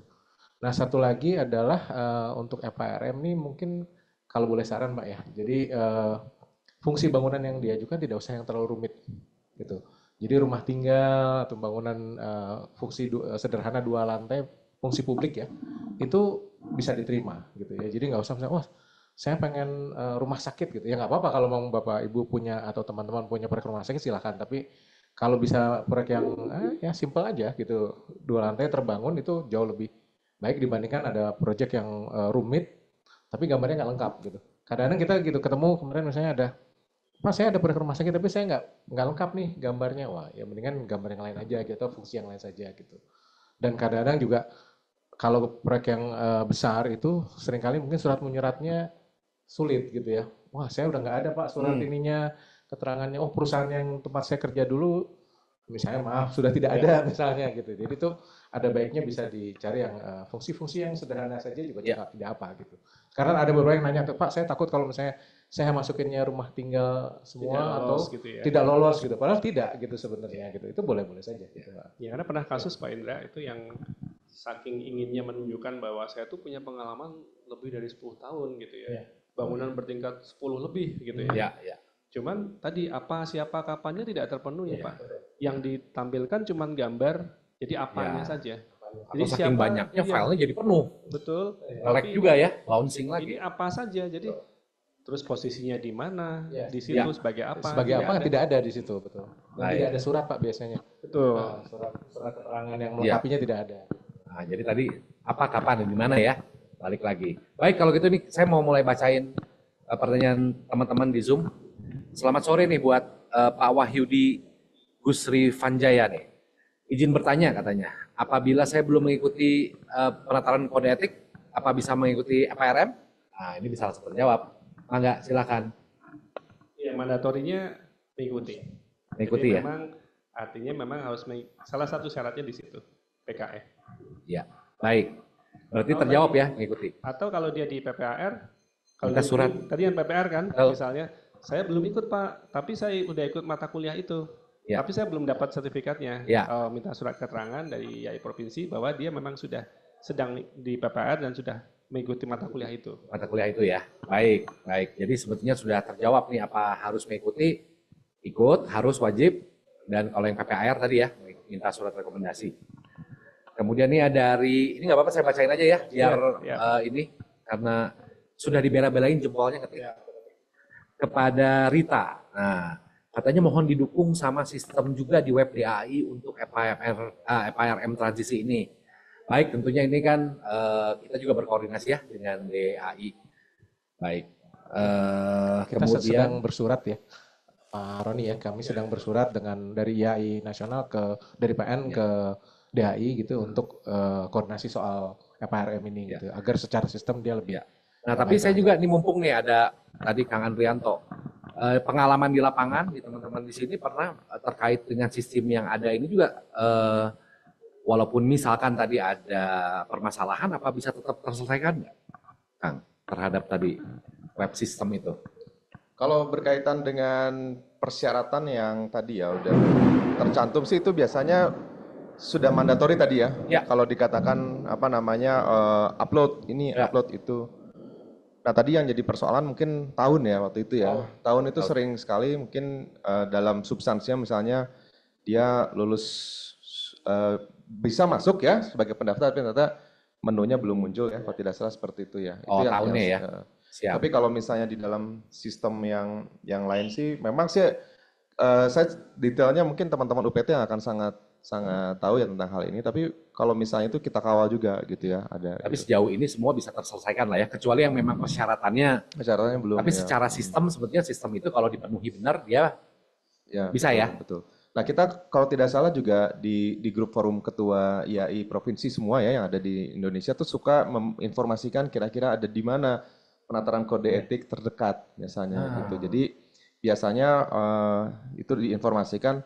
Misalnya tidak ada di Jawa Barat, misalnya, tapi banyak yang membutuhkan penataran kode etik pada waktu-waktu tertentu, misalnya begitu ya. Nah kita memang harusnya itu nanti datang dari anggota dan kita bersosialisasi dengan semua ketua. Misalnya tetap di Jakarta, ada di Banten gitu ya, ada di Jawa Tengah atau di Jogja, itu kan sebenarnya masih bisa reachable dapat ya. Dari Jawa Barat. Soalnya ini pas juga nih sama Nur Zulkarnain Hamzah nih. Nah. Saya Nur Zulkarnain, izin, saya bertanya, saya lulusan 2021, sedang mengikuti program PPAR, tapi saya belum memiliki dokumen studi mata kuliah kode etik untuk kelengkapan dokumen RM, karena baru akan di program semester depan.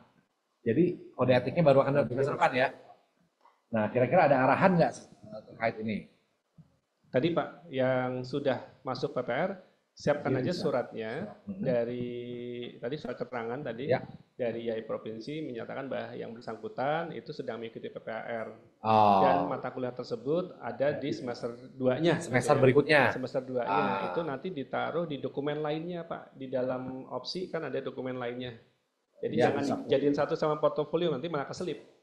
Ditaruh di dokumen lainnya yang begitu-begitu. Jadi ini Mbak atau Kak Nur. Jadi segera datang ke IAI provinsinya ya, untuk minta surat keterangan bahwa memang kamu memang sedang menempuh PPAR yang memang PKE itu akan ada di semester disebutkan. Kenapa mesti IAI provinsi Pak? Karena kenapa nggak kampusnya? Karena memang kan kita punya MOA ya antara IAI provinsi dengan PPAR untuk bahkan dalam mata kuliah tersebut memang kita ada kerjasama. Nah sehingga ini mesti sama-sama tahu kalau dari kampusnya sama dari provinsinya biar sama-sama memahami bahwa ini adalah kerjasama kita meliputi di dalamnya PKE itu. Punten Pak Indra, ini sebetulnya dalam beberapa kali kita sosialisasi kan sudah ada pertanyaan-pertanyaan serupa nih. Ya. Kalau boleh kita tayangkan dulu Ya. di layar gitu ya. Terus tayangkan dulu. nanti kita lanjutkan dengan pertanyaan. Siapa tahu yang mau tanya. Siapa yang mau tanya sudah udah jawab nih. Betul.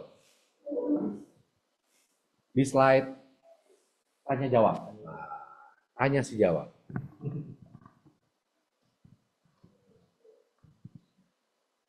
Jadi sekali lagi jangan lupa buat teman-teman nanti kontennya sudah bisa diunduh di chat box dan juga isi link absensinya. Menyapa juga buat teman-teman rekan-rekan arsitek yang bergabung di Instagram Live di channel IAI Arsitek. Semoga audio dan lain-lainnya bisa terikuti. Nah, ini udah muncul nih Pak Indra. Yes. Ada pertanyaan-pertanyaan terkait dengan, karena banyak ya kemarin itu udah beberapa kali kita sosialisasi dan muncul dari UPT Provinsi itu kita kelompok-kelompokkan saja. Kadang-kadang pertanyaannya itu berulang-ulang, sama mirip-mirip kita kelompokkan ya. Ada pertanyaan tentang sistem dan portal DAI dan ini paling banyak memang. Jadi sekali lagi tadi Pak Didit juga, Pak Adi ini 15 plus atau lebih dari 15 pertanyaan gitu ya terkait dengan sistem belum disesuaikan untuk kelulusan 2020-2024. Oke, ini nanti kita memang harus proses koordinasi dengan DAI ya. Otomatis tertolak, memang kita solusi sementara memang harus penyesuaian di UPT ya. Data pemohon sering hilang dari sistem, inbox tidak muncul di laman pemohon, UPT tidak bisa melihat progres pemohon setelah status proses FARM. Perlu manipulasi dan pendidikan agar bisa submit. Ini hal-hal yang tadi Pak, memang kita UPT Provinsi dengan UPT Nasional koordinasi dalam hal ini. Tapi ini sudah kita lakukan dan sudah terbiasa untuk melakukan itu. Saking terbiasa malah jadi sistem. Nah, saking terbiasanya ya, udah jadi pakem juga. Tapi ini on progress, kita mestinya sistem membantu kita ya, lebih mudah ya. Betul. Tenggat dan perpanjangan nih, apakah diperpanjang lagi setelah Desember 2025? Ini banyak yang berharap tidak ada perpanjangan jawabannya. Tidak ada perpanjangan. Nah, sekali lagi nih ya, ini terakhir. Ya. Nah, jadi 23 Desember adalah deadline administrasi gitu ya. Saya mau jadi arsitek gimana? Kan kita udah ada alur reguler. Ya. Jadi PPAR, Magister Desain, kemudian magang. Magang. Nah, nanti FRM ini kan kita ada magang ya. Ya. Proses magang, sebagaimana kita sudah rilis juga, ada pedoman-pedoman magang, kemudian bagaimana tentang magang. Sekali lagi, di kanal YouTube IAI, silakan dicek. Kali ini magang. Oh ya, magang. Betul. Sebenarnya sama mudahnya, malah yang di sana sudah lebih siap ya tentang bagaimana masukan portofolio dan sebagainya. Ya. Jadi ini sebenarnya disebut sebagai transisi, ada transisi menuju ke sana. Ya. Pemohon yang sudah bayar tapi belum selesai proses, apakah tetap dilanjutkan? Jadi sudah bayar tapi belum selesai proses, artinya lagi ngunggah-ngunggah nih. Udah bayar, ini kan tadi Pak Didit atau Pak Indra, dia udah bayar tapi gimana nih? Gantung nih, mungkin 23 Desember ngepres waktunya gitu ya. Proses administrasi tetap jalan sesuai dengan kondisi penyelesaian pengalaman kerja terhutang gitu ya. Jadi kalau dia masih menghutang pekerjaan sekian tahun ya udah itu prosesnya harus dilengkapi. Lulusan 2022 kapan bisa ajukan SRA jika belum 3 tahun kerja? Jadi jawabannya bila sudah mendaftarkan diri sebelum deadline 23 Desember maka dilakukan ujian asda paling cepat 2028. Tergantung pelunasan pengalaman kerjanya. Jadi yang dilunasi bukan cuma biayanya tapi juga pengalaman kerjanya. Melalui PPR atau tidak, bila melakukan PPR maka pemohon bisa melakukan ujian di tahun 2006-2007, jalurnya RM. Nah, paling banyak juga ada portofolio gitu ya. Nah, ini pertanyaan yang paling klasik. Apakah semua 3 proyek harus 2 lantai atau cukup 1 saja? Ya, jawabannya sederhana, cukup minimal 1 proyek yang memiliki 2 lantai. Itu kan gampang kan? Luas minimal 200, proyek lainnya diharapkan dapat melengkapi 5 tahapan pekerjaan yang belum terpenuhi pada proyek lainnya. Tuh. Kadang-kadang ada pekerjaan itu cuma ngerjain konsep gitu ya, ada yang ngerjainnya sampai pengasahan berkala gitu ya. Jadi kita upayakan kalau bisa rata ya. Jadi ada yang bagian-bagian yang mungkin tidak terlengkapi di satu proyek, di proyek lainnya bisa dilengkapi gitu ya. Jadi overall kita punya semua tahapan pekerjaan di 3 portofolio kita.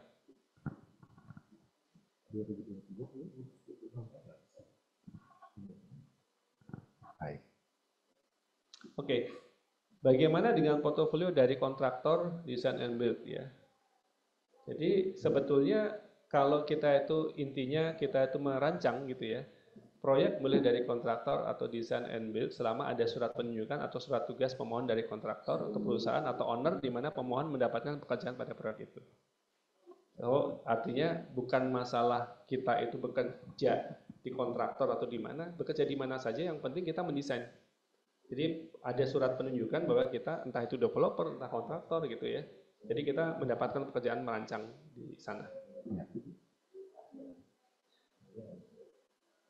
Arsitek senior sulit dapat dokumen kontrak lama gitu ya. Nah ini yang mungkin tadi udah ada ODS sih sebetulnya ya. ODS ya. Arsitek senior ini biasanya atau pekerjaan lama itu ada ODS gitu ya. Dapat dibuat pernyataan di atas materai bahwa pekerjaan atau proyek dimasukkan dalam portofolio ada proyek yang dikerjakan oleh pemohon ya dengan kapasitas. Nah itu tadi siapa gitu ya, sebagai apa, terus Ya, kapan apa? gitu ya. Jadi tolong ini surat pernyataannya ada identitas pemohon, nama, nomor KTP, nama, alamat proyek, jenis proyek.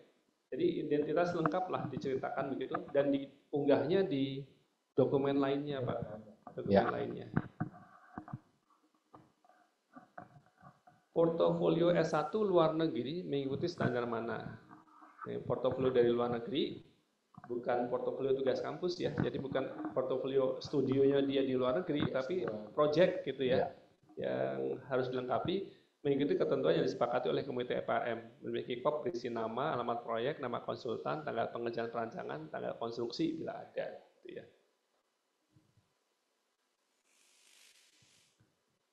Selanjutnya uji kompetensi. Nah ini kalau ditanya bisakah ujian online gitu ya, terutama untuk daerah-daerah yang jauh nih, bukan terpencil seperti tapi jauh. Ya. Kalau sekarang ini kan bukan nggak ada terpencil, cuma mahal biaya di perjalanan gitu kan.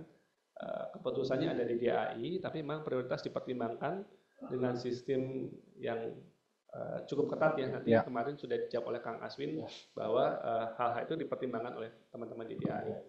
Jadi ini karena kewenangannya sih di DAI. Kita di IAI sifatnya kan mengawal sampai uji kompetensinya sendiri. Uji kompetensi memang adanya di. Jadi kalau untuk tanya itu juga kemarin saya lihat kan udah ada call centernya DAI juga ya. Diketik aja kolektif memang kalau memang hubungannya dengan masalah tadi ya terpencil dan lain-lain gitu ya. Tapi banyak yang tanya Pak. Nah makanya kita ingin menyampaikan bahwa kita kan sangat membantu di provinsi nasional. Tetapi memang ranah uji kompetensi itu ranahnya di DAI. Nah, kita ini sebenarnya teman-teman ini sampai ujian kompetensi ini. Inginnya kita memudahkan gitu supaya teman-teman itu dalam uji kompetensi itu lengkap lah ya. Jangan sampai mungkin portofolionya merasa udah komplit, tapi waduh saya uji kompetensinya jauh nih. Nah itu yang hal-hal semacam ini memang ranahnya di sana. Perpanjangan SRA. Apa syarat? Nah ini juga sama. Ada banyak pertanyaan-pertanyaan, tetapi sekali lagi memang kalau SRA itu juga ranahnya di DAI. Jadi di DAI ini kita akan mencoba follow up lah ya, apa keputusan DAI, nanti dari PN itu akan mensosialisasikan juga, tetapi memang kewenangan ada di DAI. Nah ini ada kasus-kasus khusus, terakhir nih Pak Indra biasanya. D3, D4, tapi usia 55 plus gitu ya. Sebetulnya bukan usia 55 plusnya sih, tapi masalahnya D3, D4-nya itu tidak bisa karena syarat mutlaknya ada ijazah S1 arsitektur ya. Karena kemarin kalau salah di Pak Didit ada yang STRA itu 70 sekian tahun ya, dan lulus ya. Wah itu tapi jadi termotivasi juga nih. Kita semua ya. ODS 55 waktu itu. ODS 55 ya. Wah, jadi kalau usia 55 tahunnya sih nggak ada masalah. Nggak ada masalah. Jadi, tetapi yang masalah tadi D3, D4-nya. Ya. Syaratnya karena ijazah minimum S1 arsitektur minimal. Tapi wah kalau gitu saya nggak bisa ijazah. Bisa. Tapi jalurnya nah, jalur RPL seperti apa? Nah, sekali lagi menunggu dari DAI. Ya, itu belum menunggu rilis dari DAI. Dalam waktu dekat kita bisa lihat bagaimana sih sebenarnya RPL itu seperti apa dan sebagainya. Mungkin di ini Pak, RPL itu rekognisi pengalaman lampau. Jadi Bapak-bapak Ibu yang mungkin sudah punya pengalaman panjang, tapi karena bukan S1 arsitektur, ya sebenarnya ada jalurnya, memang ini masih dibahas di Ya, ya, ya. ya, iya Pak ya. Betul. Sekali lagi memang di luar ranahnya kami di YAI. Sebetulnya juga dibahas di YAI juga, tapi nanti memang tidak bisa keputusannya di situ. sendirian kita Iya, menjawab betul. gitu ya. Ini Betul. mesti dijawab bareng. Barengan, betul. Ini universitas tidak sah di dikti gitu ya. Wah, kalau yang ini juga sama. Ini. Ya. Jadi kita juga memang merujuk kepada kampus-kampus yang memang rekognisi oleh Dikti, dikti. Begitu betul. kampusnya itu tidak muncul gitu. Apa namanya, syarat S1 arsitektur menjadi tidak terpenuhi Betul, juga. Gitu. betul. Itu kalau memang bermasalah sebenarnya kan jangankan ke STRA, ke masalah ijazahnya juga harus diperbaiki Betul. dulu ya. Karena itu kampus bermasalah kalau di Dikti. Itu di lantai 5 pernah. Oh, detail banget ya.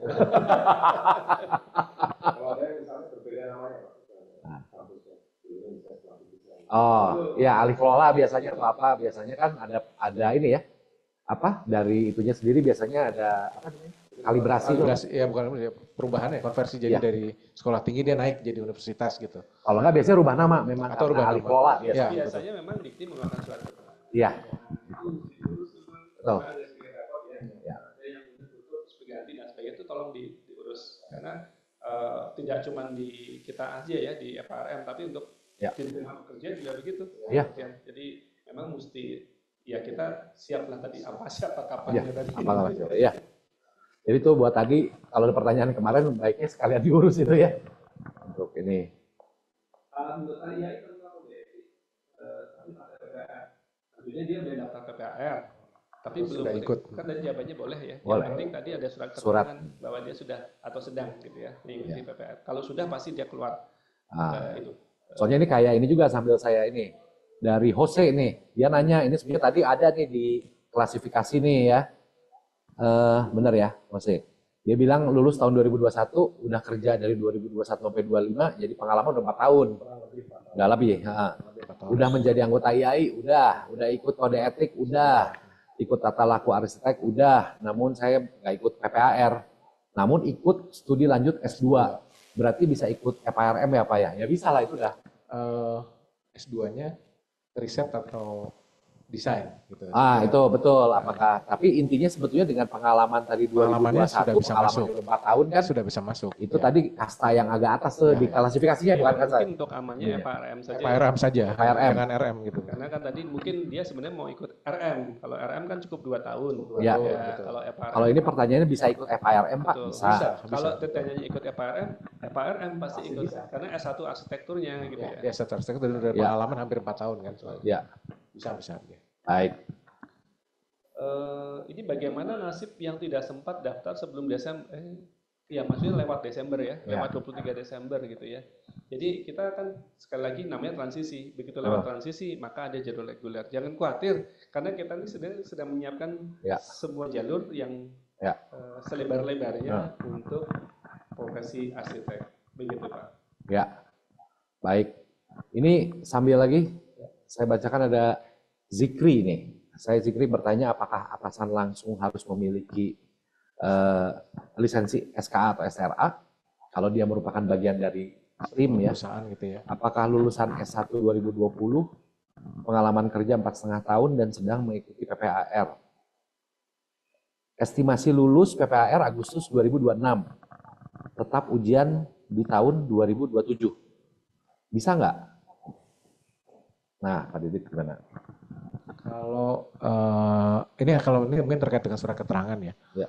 Karena ini mungkin dia mau ikut PARM atau RM, sebenarnya atasannya tidak harus ber-SKA atau ber-STRA. Tapi dia kan sebenarnya mungkin perusahaannya yang memberikan surat keterangan ya gitu, misalnya PTA atau CVB gitu kan menyatakan bahwa Pak Zikri ini sudah bekerja di sini sebagai misalnya proyek arsitek untuk proyek A, B, C tahun sekian kan gitu. Jadi apa, siapa dan tahunnya tadi jelas gitu, kapannya jelas. Ya. Nah yang kedua tadi maaf Pak, apakah lulusan kalau lulusan S1 2020 pengalaman kerja 4 tahun ya dia dan sedang mengikuti PPAR ya bisa. Cuma untuk tahun ujiannya mungkin bisa dilihat di tabel tadi ya, Ya. di tabel tadi ya. Gitu. Yang penting daftar dulu sebelum 23, Ya, yang penting 23 sebelum- Desember. Kalau bisa sebelum tanggal 20. Untuk Zikri, iya. Kalau bisa malam ini nih. Malam ini bisa Nah, sekalian. kalau kamu kurang, kalau kamu Jawa Barat besok ke kantor Kang Andrianto. Ada di sini. Ya? Ada banyak yang ngumpul nih. Iya, mumpung lagi ngumpul di sini nih. Ah, iya. Ayo. Iya. Tapi jangan lupa bawa portofolio. Oke, soal sore maaf tadi terpental materi, boleh tolong admin dibagikan lagi ya. Share materinya. Ini ada dari Bonang. Apakah durasi pengalaman kerja yang diajukan harus dalam angka bulat atau diperbolehkan mengajukan dengan rincian? Ya disesuaikan aja dengan yang paparannya mau bulat, tapi 4 tahun, saran 8 saya. bulan. Betul. Ini penting juga nih Pak Indra. Kadang-kadang tuh gini, ada juga kasus yang di komite itu, Pak saya udah lulus, pengalaman kerja saya udah 6 tahun gitu ya. Tapi yang 5 tahun sebenarnya bekerja sebagai administrasi gitu ya. 1 tahunnya yang di arsitektur gitu kan. Jadi memang tolong dilengkapi kalau ada tabel itu akan lebih baik lagi ya. Jadi biasanya kita lengkapi tabel di dokumen lain itu diunggah. Misalnya dikasih bantu keterangan supaya tahun 2020 itu ngerjain apa aja proyeknya 2021. Gampang ya Hani, sebetulnya 6 tahun itu kan cuma di per tahun, bukan per hari gitu. Iya. Kalau per hari mah memang panjang gitu tabelnya, tapi kan per tahun aja supaya jelas keterangannya. Kadang-kadang kita malah menjadi ragu-ragu. Ini orang kok kayaknya kerjanya cuma proyek ini aja, misalnya. Dalam 1 tahun. Dalam 1 tahun Cuma lagi. 1 gitu ya. Nah, yang lain kemana nih? Iya. Betul. Jadi yang aspek kapan apa siapanya tadi menjadi meragukan. Ya kan? Dijawab dulu. Baik. Ini ada Vidya, selamat sore, izin bertanya. S1 tahun 2023 sudah lulus PPAR. Apakah saya harus melalui jalur RM atau ini sebenarnya ada di nanti di konten Ya, di di ini tabelnya ya, ada. tabelnya buat Vidya bisa lihat dan Kalau tadi juga sudah- kayaknya udah terjawab. Ya, dia sudah lulus ya, sudah lulus PPR ya Jalur bisa. PPR juga, jadi RM. RM saja. RM aja. Kamu lihat deh di tabelnya nanti ya. Untuk itu. Apakah boleh di-share formulir rekomendasi yang dapat ditandangi 2 senior STRA? Saran saya kalau kamu anggota IAI di provinsi kamu datangilah. Gitu ya. Ngobrol-ngobrol dengan UPT-nya. Nah, Sekalian. betul. Ya, contohnya Kang Andrianto jam segini masih di sini. Ya kan, menunggu ya. Atau ada yang mau mampir gitu ya Pak. Gitu. Apalagi nih, dari ini banyak banget ini. Ini apa karena gimana ini ceritanya banyak sekali. Ahmad Saifuddin. Nah, portofolio adalah karya. Dokumen konstruksi adalah teknik sehingga semua bangunan terbangun. Nah, ingin bertanya. Tadi ini dia berbagi ini ya. Pak kayaknya. Sharing. Jadi terima kasih kepada Ahmad Saifuddin. Ini Wahyu Fajri. Nama saya Fajri. Dari Riau. Oke, teman-teman Riau. Lulusan 2022 sudah bekerja lebih dari 3 tahun di bawah arsitek berlisensi. Saya sudah memenuhi persyaratan mendaftar 3 proyek, 1 sudah terbangun, namun surat rekomendasi ada. Namun di sini ada kendala, Pak. Apa jika bukan anggota IAI atau PKI menyusul? Karena di form surat rekomendasi, jadi dia belum anggota IAI dan PKI. Anggota IAI dan belum ikut PKI ya, sarannya ya. Mandatorinya 2 itu. Mandatorinya 2 itu. Ya, Kalau PKI Pak sebetulnya tidak harus PKI di. Ya, PKI bisa di mana-mana Itu Pak. bisa di mana aja. Tidak harus di provinsi tempat dia berada gitu. bisa online ya? Enggak ya? Bisa online. Ya, ada yang online, ada yang harus offline ya sekarang ya. KPN harus offline. Oh, KPN. Mungkin mendekati aja ke area yang penyelenggaranya terdekat gitu ya. Ya, misalnya kalau dia di Riau, kebetulan Riau ya. dia dekat situ yang ada yang lagi buka di mana misalnya Palembang, nah, dia bisa ke Palembang gitu. Jadi Wahyu tadi ya, harus perlu- daftar dulu dong anggota IAI. Daftar anggota IAI Saya terus ingat saya sendiri dulu juga begitu, mesti nunggu lama gitu ya di Jogja gitu ya. Kalau di Surabaya ada ya saya Surabaya gitu ya. Atau di Bandung gitu. Oke. Kemudian ini pertanyaan tidak ada. Ya jika surat proyek kontrak tidak ada mungkin hilang dan sebagainya. Ya tadi kan intinya apa, kapan, di mana apa, ya? siapa, kapan. Apa siapa? Nah, itu aja deh. Itu prinsipnya. bisa diganti dengan misalnya surat keterangan dari tempat dia bekerja Ya, sebenarnya itu aja. sehingga bisa terjelaskan Ya, semua ya. Atau dari klien, Atau bisa kliennya. didatangi lagi kliennya gitu. Bagaimana jika dashboard tidak bisa diupload di bagian web DAI, FARM tidak bisa diupload? Kira-kira apa yang kurang dilengkapi ya? Nah itu UPT lah. silahkan bertanya ke UPT provinsi ya. Kang Rianto banyak pengalaman pertanyaan-pertanyaan yang technically sekali ya. Sampai tadi case-nya diperbaiki di sini. Saya sampai bingung ini di sini servis laptop juga ya Kang ya? Ada ya, siap. Sampai di cash dibersihin. Makasih. Oke, Nur, terima kasih saat menolong. Ya, salam buat teman-teman. Bonang, Rombe, jika sudah memiliki pengalaman kerja 4 tahun dan saat ini menempuh pendidikan S2 alur desain, apakah surat keterangan sedang mengikuti S2 alur desain dapat dianggap setara dengan surat keterangan mengikuti PPAR sebagaimana dimaksud pada poin nomor 4 sehingga setelah lulus saya dapat melanjutkan desain? Jadi KPN ini memang hanya mengatur yang PPAR. Yang S2 desain itu sebenarnya ada alur namanya alur yang magang tadi. Tapi kalau misalnya akan mengikuti ini, kita menyarankan untuk PPAR. Karena ini tanggung sekali 4 tahun. Dia 4 tahun ya. FIRM. Mending FIRM ya kayaknya. Jadi kamu FIRM aja. Siap. Kemudian tadi Pak saya mau kerja lagi 2 tahun. Sebetulnya kalau kita kerja di arsitektur itu ya sudah kan kerja di arsitektur ya sudah berarti kan mau jadi arsitek pasti kerja di ya di situlah. Ya.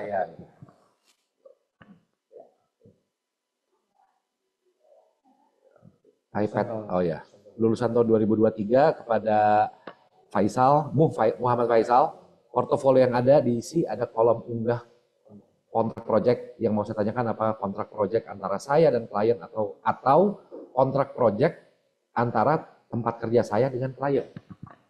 Bisa dua-duanya. Kalau proyeknya antara dia dengan klien, ya itu dimasukkan. Kalau dia bekerja di bawah satu perusahaan atau di bawah seorang arsitek, ya kontrak proyek itu. Jadi kasusnya kayak freelance Pak. Ya. Freelance itu kan kita langsung ya, Langsung tidak dengan ketemu perusahaan, klien. ketemu langsung kliennya. Jadi yang tadi tidak usah 10 lantai, tidak usah bangunan kompleks ya, rumah tinggal kadang-kadang kita dapat order dari klien mungkin tetangga atau siapa gitu ya. Betul. Baik, moga-moga terjawab ya. Ini dari Pak Nanang N. Zuhro. Waktu ujian FRM kapan paling cepat Pak? Uji kompetensi sih Pak. Kalau FRM bukan ada ujian. Iya, FRM tidak ada ujian. FRM itu sarana kita untuk untuk ujian untuk masuk ke proses ujian SL. kompetensi. Ujian kompetensinya 2026 paling cepat. Jadi FRM itu tadi deadline-nya adalah sebelum 23 Desember. Jadi kepada Pak Nanang Secepat dulu mungkin, Pak, ya. Secepat mungkin sebelum 23 Kalau nanti bisa akan malam ini Pak. nanti akan ketahuan tuh kebagiannya di tahun berikutnya gitu ya. Kemudian untuk permohonan STRA-nya yang 2,5 juta tetap dibayarkan Pak ya? Ya tetap atuh. Tetap dibayar. Ya. Gitu. Ke DAI soalnya. Oh ini ada yang bantu jawab sih soal PKI. Ya ini di Jogja nih katanya ada info PKI nomor 8 November. Minggu depan ada. Kang Rianto gimana kalau kita bikin TikTok live ya? Kayaknya ini menarik. Ini kita berempat ya. Ada informasi. Jadi kayak anak radio zaman dulu ini. Korespondensi langsung. Saya zaman sekarang itu kita tinggal hashtag IAI gitu, IAI mana gitu, atau IAI PKE gitu ya. Iya. Nah, lalu Langsung muncul. kan. Gitu. Betul.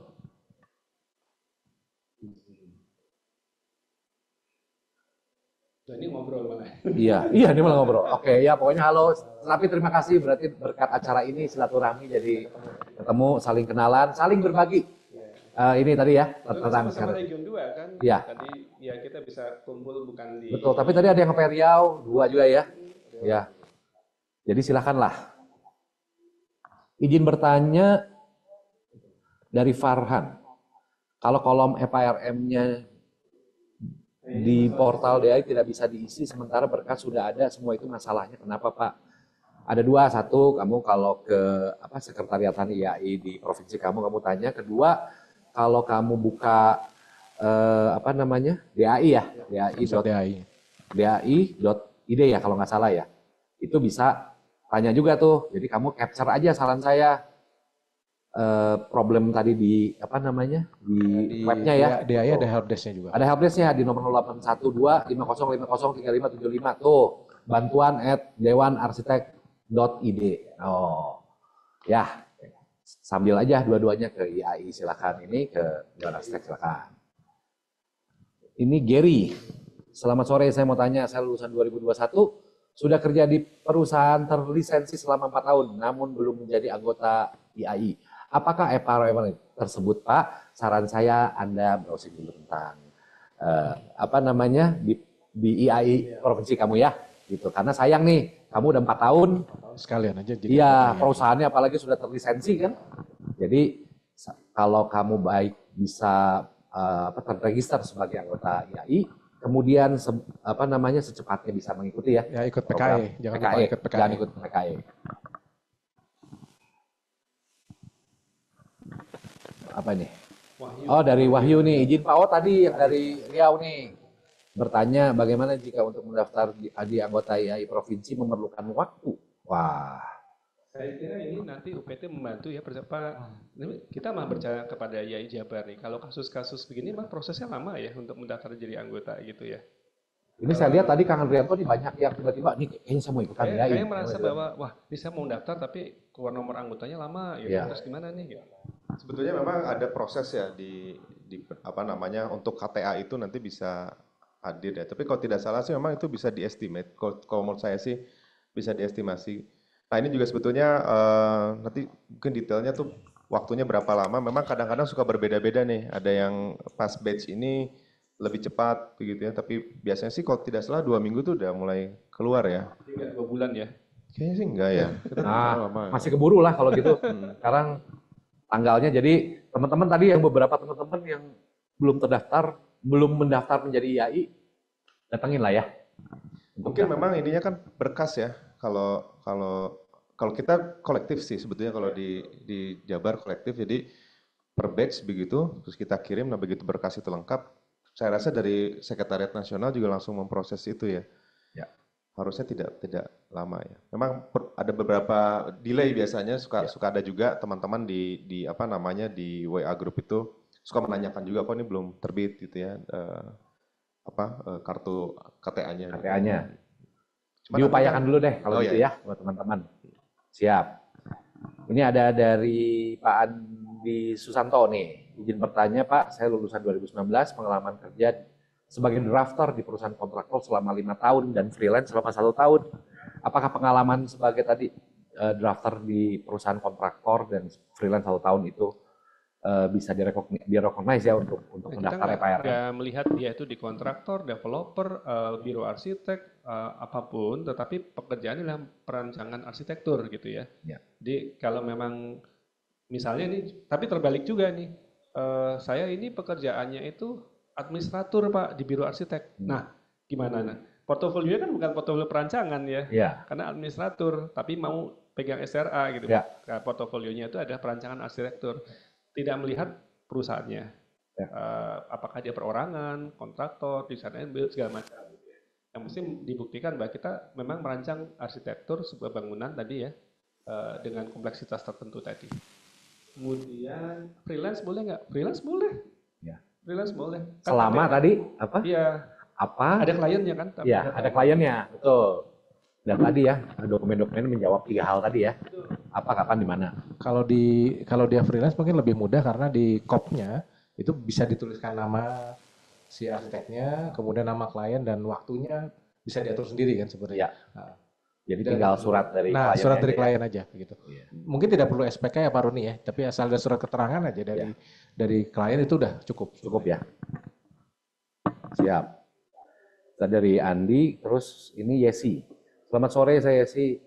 Apakah ada batas waktu antara mendaftar ikut IPARM dengan uji kompetensi mengingat harus ada izin atau penyesuaian waktu dengan kerjaan? Ada batas waktunya tadi 23 Desember. Iya. Mungkin pertanyaannya adalah kalau ada uji kompetensi itu apa tiba-tiba besok ujian gitu? Oh enggak. Ya, jadi emang ya namanya juga ujian ya dan ada tanggal yang diberikan, mestinya kan kita juga izin ya ke kantor gitu ya. Ya. Ini Pak Herianto izin bertanya kalau mau daftar harus lengkap dulu portofolionya atau bagaimana, tadi juga sudah kita bahas portofolionya. Iya, minimal 3. Minimal 3 yang terbangun 1, 2 lantai. 2 lantai yang 200 terbangunnya meter persegi. betul 200 meter. 200 Ada meter semua persegi. Ada di semua. dalam tadi ya. Kita share lagi Kita share lagi. Betul, untuk tapi mungkin maksudnya gini Pak, belum lengkapnya tuh karena dia tadi kan yang lulus 2024 tadi kan baru setahun. Oh, baru setahun. Ya kan? Iya. Kan by proses. By proses. Baru satu proyek. Baru setahun mungkin satu proyek gitu ya. Dulu. Tapi kan punya hutang nih. Ya, jadi dia itu bisa menunggu melengkapinya sih. by proses. Tadi Ya. kan pertanyaannya sudah terjawab. Yang penting udah masuk sistem. Ya. Tapi dia masih punya utang. Utangnya nanti dilengkapin sampai nanti uji kompetensinya itu. Jadi sistem masih berjalan sampai dengan lewat. Yang penting udah daftar dulu sebelum 23 Desember. Nah, daftar dulu, betul. Yang mana tadi ya? Banyak sekali, terima kasih buat teman-teman semua yang memberikan atensi nih. Mana? Ini ya? Oh, nih. Oh ini ya? Ini udah. Oh, udah ini tadi ya sih udah. Dari Farhan nih, Farhan lagi nih. Bertanya kalau lulusan PPAR di tahun 2026, sementara saya lulusan 2022, apa estimasi ujiannya bisa setelah lulus PPAR? Itu ya lulus di 2026 gitu ya. Ya sebenarnya tergantung Lulusan 2022, lulus masuk paper lulusnya 2026. PPR-nya gitu. 2022 ya. Ya. Dia pengalaman 3 tahun. Kalau ikut PPR kan berarti mesti ngenepin 1 tahun lagi. ya. Ya tetap di 2027 Pak ujiannya. 2027. Tetap 2027. 2027. Kamu tapi tetap daftarnya sebelum Sekarang, tanggal 23 Desember. RM. Ya. Betul, RM. RM ya. Oke. Kemudian ini ada dari Asrida nih. Izin bertanya, saya adalah Asrida, lulus Maret 2020, SARS, bekerja sebagai PNS di PUPR Pemkap selama lebih kurang 5 tahun. Apa bisa mendaftar program ini Pak, buat yang kerja di PUPR Pemkap? Sekali lagi, Ya. dimanapun kita bekerja, tidak dilihat yang penting terjadi perancangan arsitektur. Nah, Selama ada produk perancangan Tapi sekali arsitekturnya. lagi mungkin ada juga Pak yang ngajuin itu pekerjaan jalan raya Pak. ya, betul. Ini agak susah juga Ya, karena itu kan berarti sipil konstruksi Ya. sipil jalan raya Sipil ya. jalan raya. ya. Ada yang bendungan gitu Betul, sebagainya. irigasi, betul kan. Kan kompetensi-kompetensi yang sebenarnya kan kita bicara kompetensi di kita kan banyak ya. Ya. Tetapi yang namanya terkait dengan desain arsitektur. Jadi nanti tolong dipilah-pilah. Ya. Mungkin saja ada tercampur-campur nih Pak. Ya. Kalau kita biasanya kecampurnya sama interior sama RTBL nih. Ya, ini ya urban design, Kecampur-campur nih master kalau plan kita. biasanya. Ya. Tapi kalau misalnya bangunan sama jalan raya, kayaknya kompetensinya berarti dia Beda punya jalur. 2 tempat nih. Beda jalur. Kuliah 2 tempat nih jangan-jangan. Ya. Ini sisanya tadi, ini mau bertanya.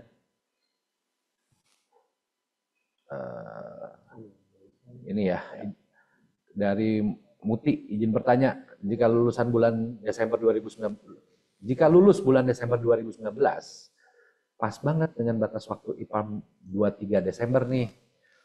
Selama ini bekerja sebagai freelance untuk pembuktian portofolio SPK antara klien dengan saya, apakah cukup nggak Pak? Cukup. Cukup Asal ya? ada SPK-nya cukup. SPK-nya Karena cukup dia ya? freelance. Tadi ada yang nanya Pak sebenarnya formatnya gimana surat keterangannya gitu kan. Jadi kita nggak membuatkan format surat keterangan, yang penting apa, siapa, kapan. Iya. Oh, bentuknya kan lampiran ya? Iya, Jadi jangan teks sampai surat. Surat misalnya Kang Indra menunjuk saya udah bekerja selama 5 tahun, tapi kan Ya. nggak ada. Ya sebagai apa, kemudian Ya. untuk proyek apa, Ya. di mana gitu Ya. ya, itu harus ada juga. Kemudian nih Fatani, ini sebenarnya pertanyaannya sama seperti rekan-rekan yang lain. Nanti Fatani bisa lihat di bahan materi kita ya. Untuk apakah dia PPAR atau FIRM, di situ udah jelas, apalagi kamu lulusan 2024. Kamu bisa lihat. Yang jelas sekali lagi teman-teman, jangan sampai lewati tanggal 23 Desember. Gitu ya. Iya. Surat keterangan mana? Ini ada dari Aureli. Pak Iyai Jabar. Pak Iyai Jabar. Buka pendaftaran anggota lagi nggak Pak tahun ini? Setiap- Bapak buka atau udah penuh Pak? Setiap jam Pak ya. Kita mah setiap jam di sini. Kalau tidak salah batch ketiga udah ya. Jadi mungkin di awal tahun sebetulnya. Oh, di awal Tapi tahun. nanti kita biasanya nanti informasikan ada di media sosial sih biasanya. Kalau memang ternyata peminatnya banyak, ya kita bisa buka lagi sih sebetulnya. Bisa buka lagi ya. Nanti kita coba lihat biasa di di sekretariat suka ada pemohon-pemohon begitu ya. Biasanya karena diintegrasikan dengan PKE ada persyaratan jumlah minimum dan maksimum berapa. Nah, nanti kita boleh pertimbangkan untuk dibuka juga gitu. Oh iya. Oh ini. Tadi semoga cukup jelas dari Pak Iyai Jabar. Kemudian dari Herianto Andi. Nah, Pak izin bertanya, saya sudah mengikuti PWAR dan lulus 2025. Sedangkan kemarin saya tidak ikut kode etik dengan alasan katanya kalau sudah ikut PPR tidak perlu lagi mengikuti PKE. Siapa yang menerbitkan sertifikasi itu, Pak? Sertifikat itu? Nah, itu tadi juga sudah Surat dijelaskan ya. keterangan dari IAI provinsi. Ya, kamu mengikuti PPAR kan bisa minta surat keterangan dari IAI provinsi. Ya, betul. Baik. Ini jumlah pertanyaannya tadi juga ada yang bertanya di Instagram ya. Instagram.